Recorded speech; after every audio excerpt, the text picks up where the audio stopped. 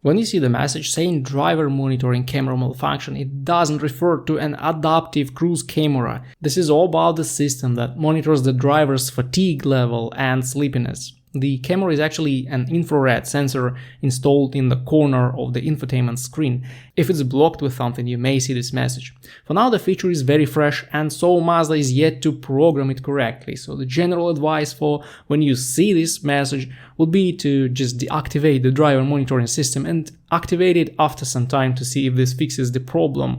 But since your car is most likely under warranty, it makes sense to go to the dealership and make them figure out the culprit of the problem. But even if you look into the manual, you will find that those conditions when the camera will malfunction and throw all kinds of warnings, including the driver monitoring camera malfunction. For example, it won't work properly when you lean left or right when driving, when you have a hat or sunglasses on, under certain conditions of lighting and sunbeams, when you look to the side or move your head left and right, etc. So the system is not perfect and needs to be programmed better.